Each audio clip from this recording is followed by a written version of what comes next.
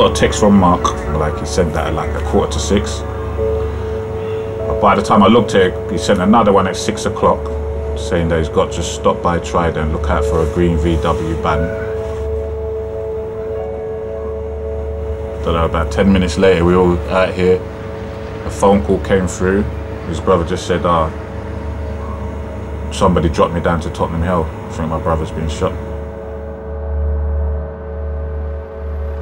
I heard gunshots that just echoed out. They were frighteningly loud. They just were frighteningly loud. That's all I can really say. And then the burly men screaming. I thought, that is serious. That's police. Through the railings, I could actually see the police working on him, administering what I guess they would call CPR. So I saw the air ambulance land behind the bus, and then I actually saw the paramedics, like they rushed out. They ran towards where Mark was laying down in the street.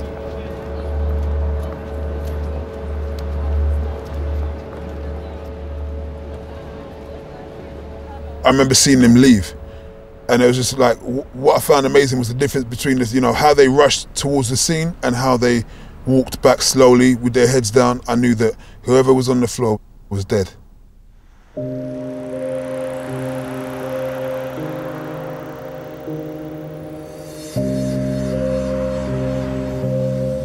On the 4th of August 2011 in Tottenham, North London, a minicab was stopped by officers from Operation Trident. What happened next remains unclear. However, 2 shots were fired by the CO19 officers. Shortly after this, 28-year-old male Mark Duggan was pronounced dead by paramedics at the scene.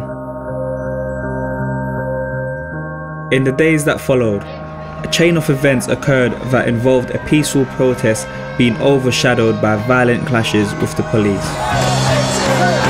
You fucking shoot innocent people! And you fucking walk Scott through the fucking line! I'm 51 years old.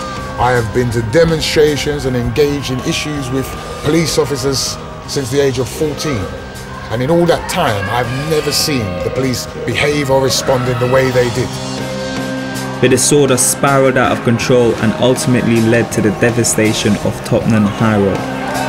This was the start of 4 days of rioting, mass looting, burning and destruction which spread right across London and other major cities in England.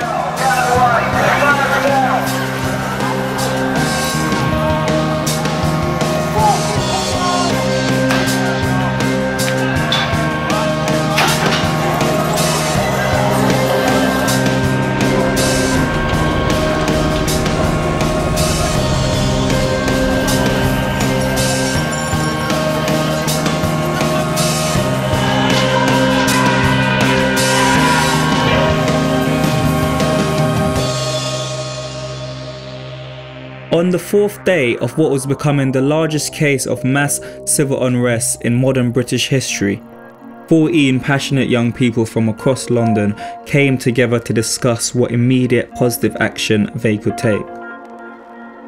The 14 young people, which include myself, make up the steering group of a non-profit organisation called Fully Focused Community. During the emergency meeting, it became abundantly clear that the group felt a unanimous sense of frustration. It was agreed that the most constructive course of action we could take would be to go out in the community with our production team. Our aim was to engage in a deeper conversation about what was unfolding around us. We decided the best place to start our mission would be in Tottenham and headed to where Mark Duggan grew up. I know Mark because of this estate. It's called Broadwater Farm, and because we're such family-orientated people, we're like a community, you know what I mean? We're just known as one, so we all get to know each other growing up. Boom, little boys, we play marbles, play pogs. You remember pogs? I describe Mark as a good family man, because even when it comes to his kids, he's always there 100%. 100%. He loved Simone, always has, always will. His children, he just adored him. He lived for them. He was a real family man. Good father, good friend, like, could ask anybody on the estate, old and young, No one's really got a bad thing to say about him. Before Mark died, he got into the arts in a sense, rapping, writing poetry. And I think that's Mark.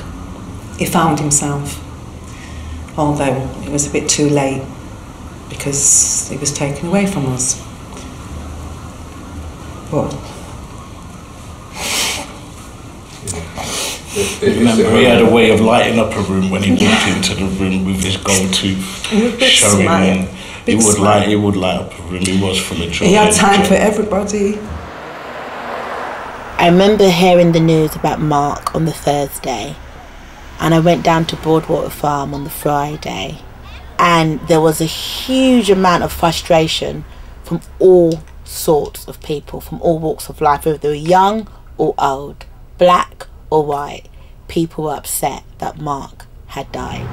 Nothing happened. Nothing happened for a couple of days until we decided we needed to go to the police station.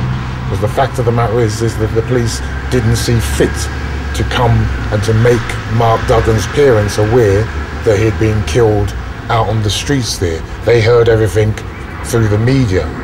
You murdered him.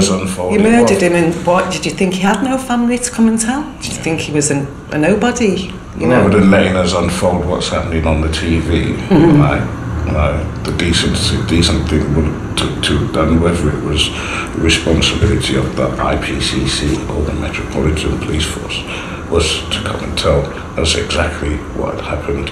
People have a right to know what has happened in circumstances where often the families weren't present.